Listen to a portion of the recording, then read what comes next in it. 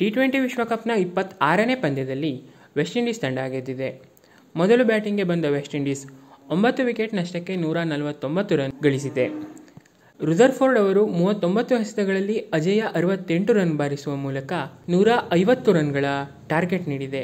New Zealand ಪರ bolt 3, Southee, Ferguson ತಲಾ 2, Neesham ಮತ್ತು ಸ್ಯಾಂಟ್ನರ್ ತಲಾ 1 ವಿಕೆಟ್ ಪಡೆದಿದ್ದಾರೆ.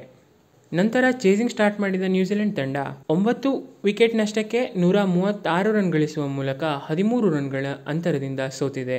ನ್ಯೂಜಿಲೆಂಡ್ ಪರ Glenn Phillips 40, Finn Allen 26 run ಬಾರಿಸಿದ್ದಾರೆ. ವೆಸ್ಟ್ ಇಂಡೀಸ್ ಪರ Akeal Hosein 1, Russell 1, Joseph 4, Motie 3 wicket ಪಡೆದರು. ಬ್ಯಾಟಿಂಗ್ನಲ್ಲಿ ಮಿಂಚಿದ ಶೆರ್ಫಾನೆ ರುದರ್ಫೋರ್ಡ್ ಅವರು ಪಂದ್ಯಶ್ರೇಷ್ಠ ಪ್ರಶಸ್ತಿಗೆ ಭಾಜನರಾದರು. ಇಲ್ಲಿಗೆ ಈ ವಿಡಿಯೋ ಮುಗಿಸ್ತಾ ಇದ್ದೀನಿ. ಮುಂದಿನ ವಿಡಿಯೋದಲ್ಲಿ ಮತ್ತೆ ಸಿಗೋಣ. ವಿಡಿಯೋ ಇಷ್ಟ ಆದರೆ ಲೈಕ್ ಮಾಡಿ, ಶೇರ್ ಮಾಡಿ, ಚಾನಲ್ಗೆ ಸಬ್ಸ್ಕ್ರೈಬ್ ಆಗೋದು ಮಾತ್ರ ಮರಿಬೇಡಿ. Thanks for watching.